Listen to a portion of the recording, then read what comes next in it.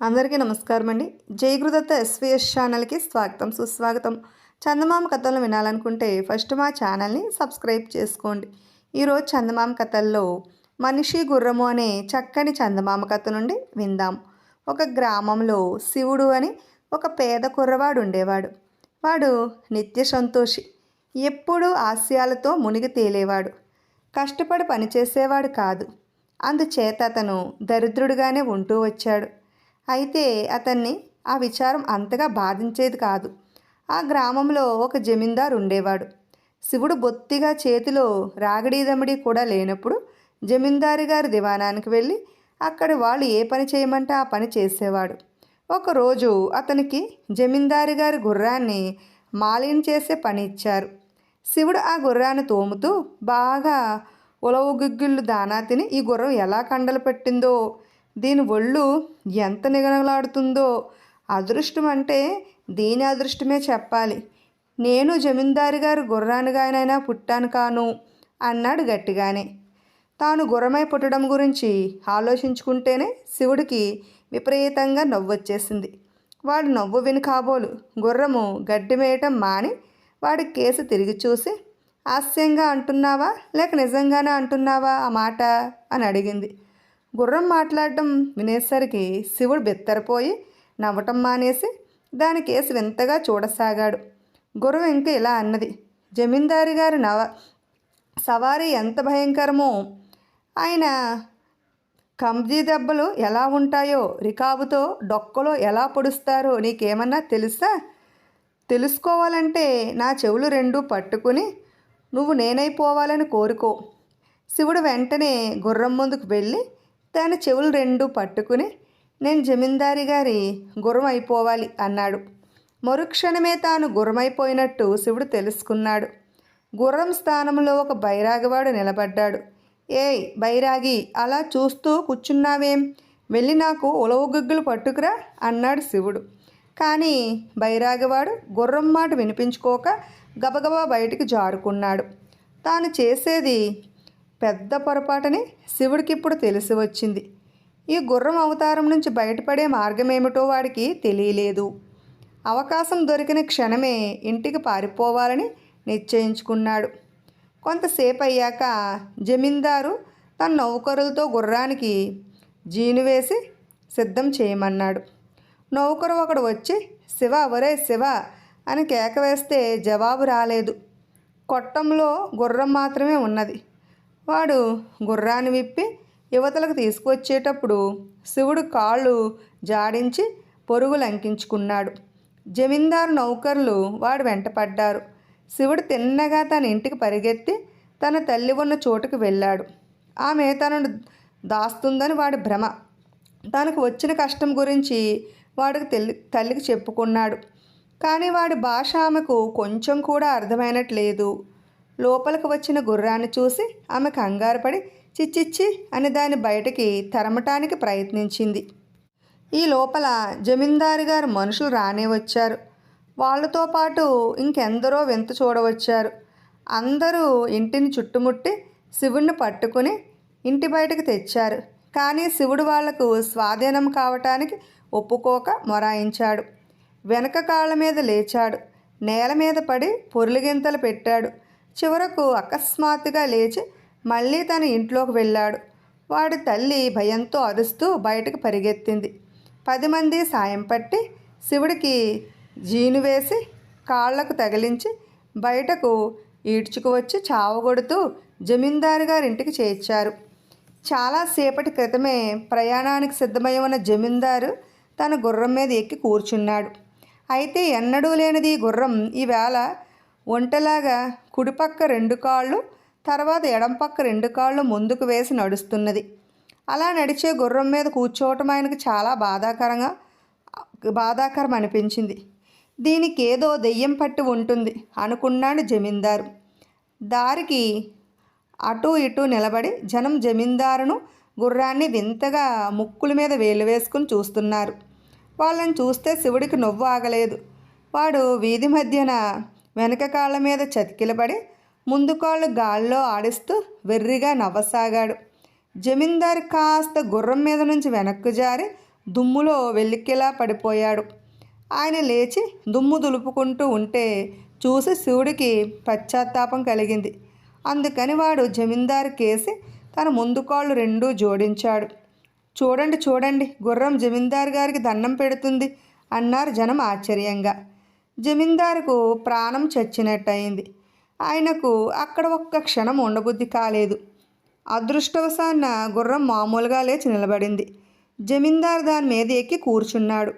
అయితే ఆయన కళ్ళాలు చేతికి తీసుకునే లోపుగా గుర్రం శరవేగంతో పరిగెత్తడం ప్రారంభించింది. అందుచేత జమీందారు ముందుకు పడిపోయి గుర్రం మెడ వాటేసుకుని కింద పడకుండా చూసుకోవాల్సి వచ్చింది. శివుడు అలా వేగంగా చాలాసేపు పరిగెత్తి అలసిపోయాడు. వాడు ఒక గ్రామం చేరవచ్చి వేగం తగ్గించాడు. గ్రామస్తులు గుర్రాన్ని రౌతును చూసి రౌతు స్థితికి జాలిపడి సహాయం చేయడానికి వచ్చారు. దుమ్ము కొట్టుకొని తల వంచుకుని గుర్రం మెడను కౌగిలించుకుని ఉన్న జమీందారును లోగడ ఆయన చూసి ఉన్న వాళ్ళు కూడా గుర్తించలేదు. జమీందారు గుర్రం మీద నుంచి దిగాలన్న తొందరలో అందిన వాడిని పట్టుకుని తన బరువంతా వాడి మీద వేసి దిగబోయాడు. అయితే జమీందారు చేతికి చిక్కినది ఒక మనిషి చెవి. ఆ మనిషి ఆ గ్రామానికి పెద్ద. ఆయన కోపం వచ్చి జమీందారుని పట్టుకుని ఒక్క గుంజి కింద పడేసి కాలితో ఒక్క తన్ను తన్నాడు. ఇదంతా చూసిన శివుడికి పట్టరానాగ్రహం వచ్చి గ్రామ పెద్ద జుట్టును బలవంతమైన తన పళ్ళతో పట్టి పీకాడు. అప్పటికీ వాడి కసి తీరలేదు. భయంకరంగా నోరు తెరిచి అందినవాడినల్లా కరిచాడు. గ్రామస్తులు పారిపోయి గుర్రాన్ని శిక్షించడానికి బరిసెలు, ఈటలు, రోకళ్ళు, దుడ్డుకర్రలు తీసుకుని తిరిగి వచ్చారు. శివుడికి కంపరం పట్టుకున్నది. వాడు వెనక్కు తిరిగి కాలి సత్తువు కొద్దీ పరిగెత్తుకుంటూ తన ఊరు చేరి జమీందారు గారి దివాణంలోని కొట్టంలో దూరి దాక్కున్నాడు. జమీందారు గారు ఎక్కడో దిగబడి ఉంటాడనుకుని ఆయన నౌకర్లు గుర్రాన్ని చక్కగా మాలిష్ చేసి జొన్న రొట్టె ఉలవలు పెట్టారు. వాటిని మెక్కుతూ శివుడు ఎంత బుద్ధిమాలను పనిచేశాను, నేను మళ్ళీ మామూలు మనిషిని కావటం ఎలా అనుకున్నాడు. ఆ క్షణంలో కొట్టం తలుపులు తోసుకుని బైరాగవాడు లోపలికి వచ్చాడు. వచ్చి, ఏం శివుడు, గుర్రం బతుకు బాగుందా అని అడిగాడు. దివ్యంగా ఉన్నది, ఒక్కటే నా భయం, ఇంత బలమైన ఆహారం తింటున్నానే, ఇదంతా బాగా జీర్ణించుకోగలనా అని అన్నాడు. అయితే మళ్ళీ నన్ను గుర్రం అయిపోనిస్తావా ఏమిటి అన్నాడు బైరాగి. అదేం అన్నాడు శివుడు. నా పెళ్ళాం పోరు పడలేక నేను గుర్రమయ్యాను. అది నన్ను ఈ బైరాగ వేషంలో కూడా గుర్తుపట్టి వెంటపడింది. అదిగో వచ్చేస్తున్నది మహామారి, త్వరగా అంటూ బైరాగి ఎగిరి గుర్రం రెండు చెవులు గట్టిగా పట్టుకుని నేను జమీందారి గారు గుర్రం అయిపోదును గాక అన్నాడు. తర్వాత ఏం జరిగినది శివుడు ఎరగడు. మరనాడు వాడు నిద్రలేచేసరికి వాడు ఆ కొట్టంలో గడ్డి మీద పడుకుని ఉన్నాడు. వాడిని జమీందారు మనుషులు ఒక్క ప్రశ్న అయినా వెయ్యలేదు. ఇదంతా నిజంగా జరగలేదని, హాస్యాలమారి శివుడు కలగన్నాడని కొందరు అంటారు. అదే నిజమేమో. ఇప్పుడు వ్యర్థవరాలు అనే మరో చక్కని చందమామ కథను విందాం. ఒక గ్రామంలో అడవికి సమీపంగా ఒక కట్టెల కొట్టేవాడు భార్యతో సహా ఒక గుడిసెలో నివసిస్తూ ఉండేవాడు. కావటానికి పేదవాళ్ళైనా ఇద్దరూ కష్టం చేసి జీవించినా వాళ్లకు సుఖంగానే జరుగుతూ ఉండేది. అయితే వాళ్ళ గుడిసెకు సమీపంలోనే కొందరు సంపన్నులు ఇల్లు కట్టారు. వాళ్ళు తమకన్నా సుఖంగా బతకడం చూసినాక ఈ దంపతులకు కొంచెం కన్ను కుట్టింది. ఒకనాడు రాత్రి గుడిసెలో కూర్చుని భార్యాభర్తలు ఈ విషయమై మాట్లాడుకుంటున్నారు. కొందరు పెట్టి పుడతారు, మనకు కూడా ఎంత డబ్బు ఉంటే చక్కగా కావలసిందల్లా కొనుక్కుని ఎంత హాయిగా ఉండేవాళ్ళం అన్నది భార్య. నన్ను అడిగితే ఈ భాగ్యవంతులకు సుఖపడటం తెలీదు, నాకే అంత డబ్బు ఉంటేనా ఎంత సుఖపడేవాణ్ణో అన్నాడు కట్టెలు కొట్టేవాడు. వెనకటి రోజుల్లో దేవతలు కనబడి కోరిన వరాలు ఇచ్చేవాళ్ళట. ఎవరైనా దేవత వచ్చి మనని వరాలు కోరుకోమంటే ఎంత బాగుండును అన్నది భార్య. ఆ మాట ఇంకా పూర్తి కాకముందే ఆ గుడిసెలో అకస్మాత్తుగా ఒక స్త్రీ ప్రత్యక్షమైనది. ఆమెను చూడగానే దేవత అని, మామూలు మనిషి కాదని తెలిసిపోతున్నది. నేను దేవతను, వరాల కోసం మీరు తహతహలాడుతున్నారు కనుక మీకు మూడే మూడు వరాలు ఇస్తున్నాను. ఆపై మీరు కోరవద్దు, వాటితో తృప్తి పడండి అని ఆ దేవత అంతర్ధానమైనది. ఈ సంఘటనకు నిర్ఘాంతపోయిన ఆ పేద దంపతులు దేనికోసం కోరుకోవాలో ఒకంతటా నిర్ణయించుకోలేక తికమకపడ్డారు. నన్ను అడిగితే మనం కూడా ధనవంతులమై గొప్పవాళ్ళలాగా ఉండాలని కోరుకోవడం మంచిదంటాను అన్నది భార్య. నీ మొహం, డబ్బున్నంత మాత్రాన రోగాలు రొస్టులు రావా? దొంగలు పడి చావగొట్టరా? ఆరోగ్యము దీర్ఘాయువు ఉంటే చాలా నయం అన్నాడు భర్త. బతికేమి లాభం, బేదరికంతో మరింతకాలం తీసుకోవడానిక అన్నది భార్య. అది నిజమే, మరి ఆలోచించి మరీ కోరుకుందాం వరాలు అన్నాడు భర్త. భార్య వంట చేయటానికి నిప్పు రాజేస్తూ ఈ పూట కూరకు చేపలుంటే ఎంత బాగుండేది అన్నది. ఆమె అలా అనటమే తడవుగా పైనుంచి కొన్ని చేపలు ఆమె ముందు పడ్డాయి. 3 వరాల్లోనూ ఒకటి తీరిందని గ్రహించి భర్త, ఎంత పని చేసావే పాపిష్టిదానా, వెదవ కోరిక కోరితివే, ఇంతకన్నా ఈ చేపలన్నీ నీ మెల్లో హారంగా పడాలని కోరుకోపోయావు బాగుండేది అన్నాడు. మరుక్షణంలో ఆ చేపలన్నీ ఒక హారంగా ఏర్పడి భార్య మెడను అలంకరించాయి. నువ్వు చేసిన నిర్వాకం మాత్రం ఏమిటి? నేను ఒక వరం పాడు చేస్తే నువ్వు మరొకటి వరాన్ని పాడు చేశావు అంటూ ఆమె ఆ చేపల హారాన్ని తన మెడలో నుంచి తీయటానికి ప్రయత్నించింది. కానీ ఆ చేపల హారం ఆమె ఒంటికి అంటుకుపోయి ఊడి రాలేదు. భర్త కూడా దాన్ని తీయలేకపోయాడు. చిచ్చిచ్చి, చేపల కూర వండుకు తినడానికి కూడా లేకుండా చేశావు. ఇది ఊడి రాకపోతే నేను ఉరి వేసుకు చస్తాను. వరాలు లేకపోతే పీడ పోయింది. ఈ అవమానం భరించలేను అన్నది భార్య. చేసేది లేక కట్టెలు కొట్టేవాడు తన భార్య మెడలోని హారం ఊడి రావాలని కోరుకున్నాడు. ఇప్పుడు అర్ధరాజ్యం అనే మరో చక్కని చందమామ కథను విందాం. పట్టువదలని విక్రమార్కుడు చెట్టు వద్దకు తిరిగి వెళ్ళి చెట్టుపై నుంచి శవాన్ని దించి భుజాన వేసుకుని ఎప్పటిలాగే మౌనంగా శ్మశానం కేసు నడవసాగాడు. అప్పుడు శవంలోని బేతాళుడు, రాజా, కేవలము శ్రమ వల్ల కార్యసిద్ధి కావటం సందేహాస్పదం. అందుకు నిదర్శనంగా నీకు ప్రతాపుడనేవాడి కథ చెబుతాను. శ్రమ తెలియకుండా విను అంటూ ఇలా చెప్పసాగాడు. పూర్వం ఒక గొప్ప దేశంలో ఒక గజదొంగ ఉండేవాడు. వాడు చోర విద్యలన్నింటిలోనూ ఆరితేరినవాడు. ఎండుటాకుల మీదుగా కూడా వాడు నిశ్శబ్దంగా పోగలడు. కటిక చీకటిలో సైతం స్పష్టంగా చూసే శక్తినిచ్చే అంజనం లాంటివి ఎన్నో ఉపకరణాలు వాడి వద్ద ఉండేవి. ఆ కారణం చేత వాడు యవ్వనంలో ప్రవేశించే నాటికే అంతులేని సంపదలు కొల్లగొట్టి దాచాడు. ఈ గజ దొంగను చూసిన వారు లేరు, వాడిని పట్టిన వారు అంతకన్నా లేరు. కానీ ప్రజలు వాడికి ప్రచండుడని పేరు పెట్టారు. వాడిని పట్టడం కోసం 1000 ప్రయత్నాలు చేయించిన ఆ దేశపు రాజుగారు చివరకు ప్రాణం విసిగి ప్రచండుణ్ణి పట్టి ఇచ్చిన వాడికి తన కుమార్తెనిచ్చి పెళ్లి చేస్తానని తన దేశం అంతటా చాటింపు వేయించాడు. రాజకుమార్తె పేరు మోసిన సౌందర్యవతి. ఆమెను పెళ్ళాడే అవకాశం దొరుకుతుంది కదా అని చుట్టుపక్కల ఉన్న రాజకుమారులందరూ ప్రచండుణ్ణి పట్టుకునేటందుకు నడుము కట్టారు. ఇందువల్ల ప్రచండుడికి పెద్ద చిక్కు వచ్చి పడింది. తన కోసం అంతమంది గాలిస్తుంటే అతను దొంగతనాలకు బయలుదేరటం ప్రమాదకరం. అంతదాకా తాను సంపాదించుకున్నది తీసుకుని మరో దేశానికి పారిపోవాలన్నా దారిలో ఉండే దేశాల వాళ్ళు తన కోసం 1000 కళ్ళతో చూస్తూ ఉంటారు. తాను ఉత్త చేతులతో పోతే ఎవడూ కొనుక్కోలేడు. కానీ ఇంతకాలం కష్టపడి సంపాదించుకున్నది వదిలేసిపోవటం అవివేకం. దాని వెంట తీసుకుపోతే దారిలో ఎవడో ఒకడు తనను అనుమానించి పట్టుకుని రాజుగారికి అప్పగించి రాజకుమార్తెను పెళ్ళాడవచ్చు. అందువల్ల తనకు ముప్పు, రాజకుమార్తెకు కూడా ముప్పు. హడావుడి కొంత తగ్గేదాకా తగ్గి ఉండి అందరూ తనను మర్చిపోయాక కానీ లేదా రాజకుమార్తెకు తగిన వరుణ్ణి పెళ్ళాడేదాకా కానీ ఆగి అప్పుడు మరో దేశానికి పోయి సుఖంగా బతుకుదామనుకున్నాడు ప్రచండు.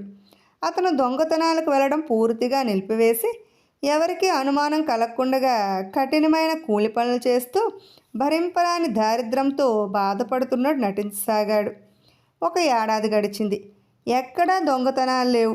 రాజుగారు ప్రజలు కూడా ఆ గజ దొంగను గురించి దాదాపు మరిచిపోయారు.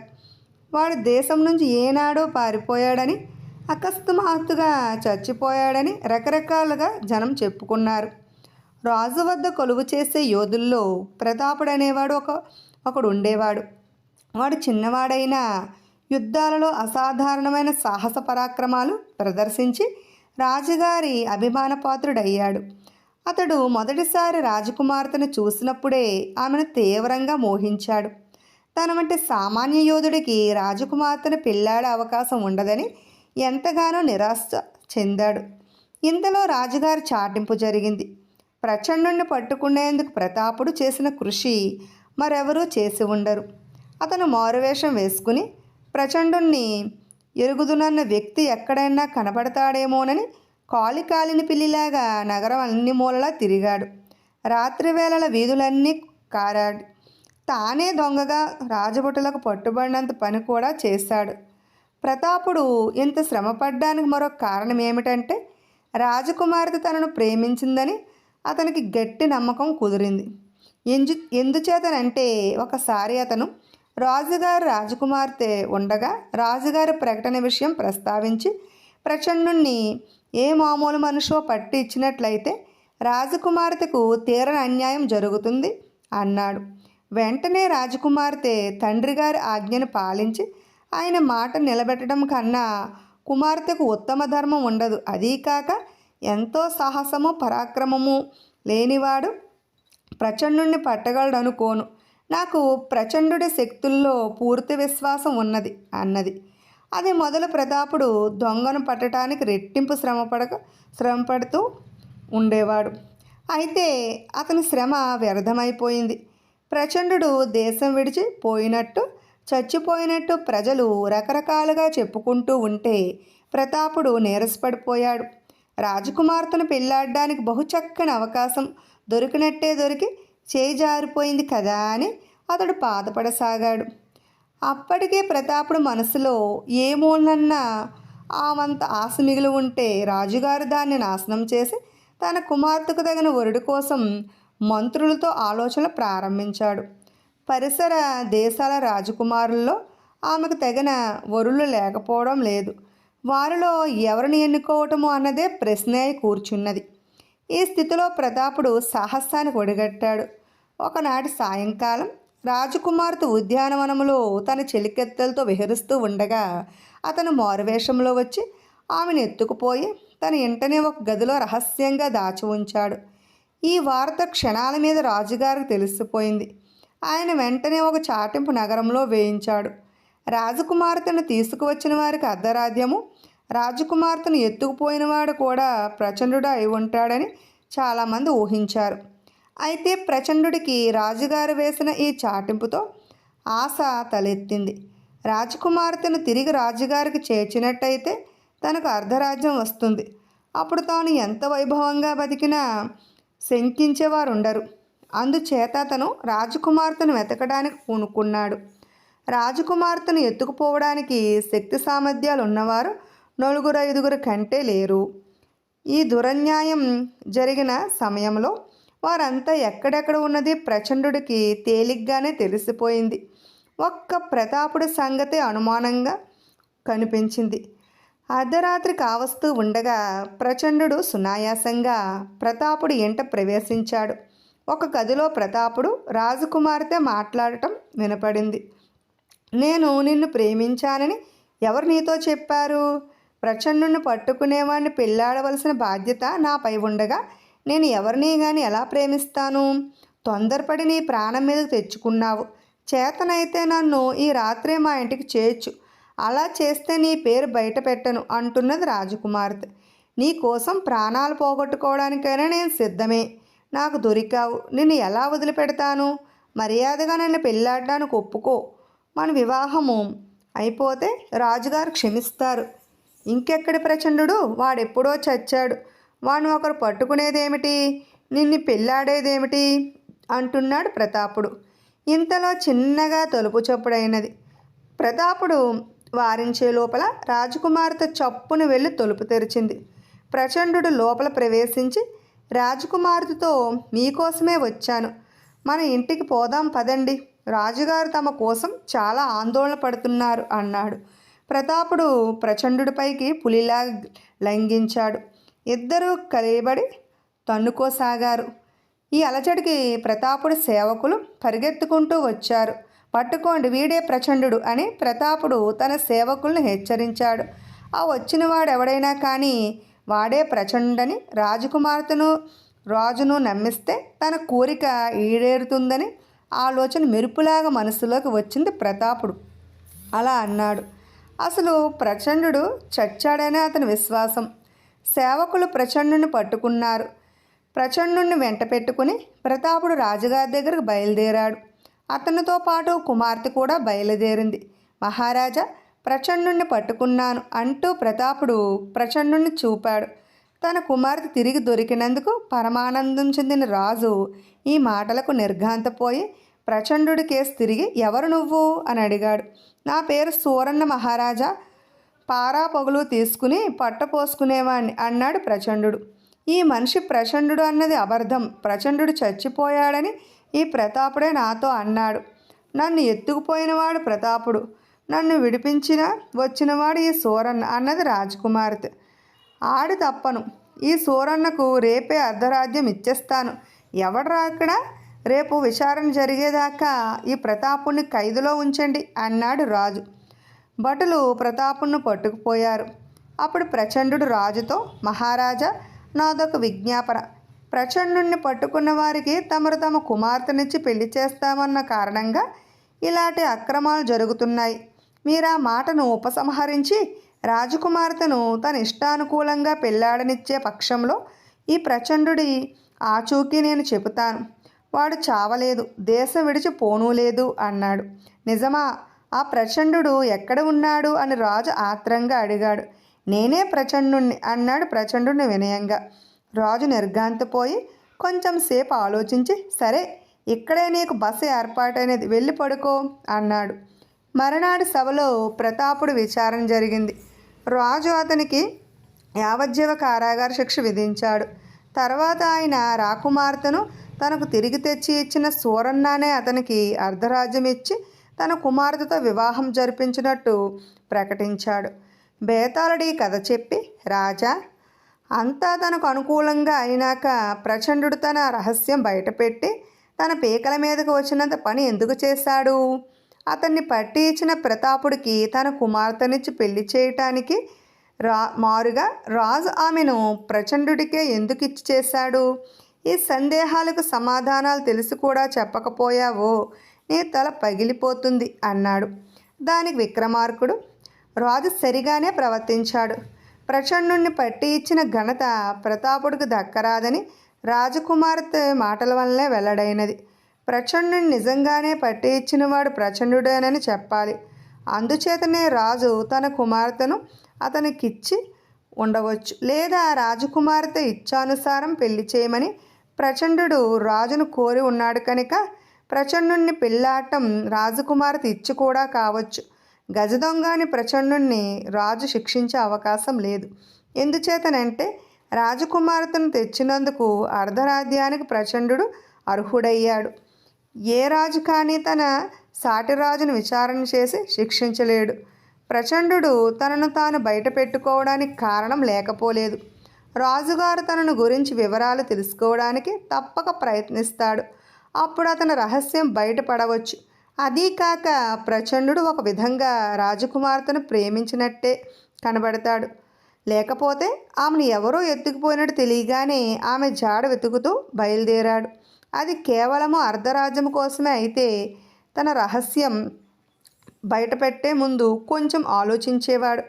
అతను చాలా వరకు రాజకుమార్తె సుఖం కోరే ఆ పని చేసినట్టు కనబడుతుంది అన్నాడు. రాజుకి ఈ విధముగా మౌనభంగం కలగగానే బేతాళుడు శవంతో సహా మాయమై తిరిగి చెట్టెక్కేశాడు. విన్నారు కదండి. ఇటువంటి చక్కని చందమామ కథలు వినాలనుకుంటే ముందుగా మా ఛానల్ని సబ్స్క్రైబ్ చేసుకోండి. బెల్ ఐకాన్ క్లిక్ చేయండి. మేము చేసిన వీడియోస్ నోటిఫికేషన్ కొరకు బెల్ ఐకాన్ క్లిక్ చేయండి. లైక్ చేయండి, షేర్ చేయండి, కామెంట్ చేయండి. మరిన్ని కథలు వినాలనుకుంటే మా ఛానల్ని సబ్స్క్రైబ్ చేసుకోవడం మర్చిపోకండి. Thanks for watching.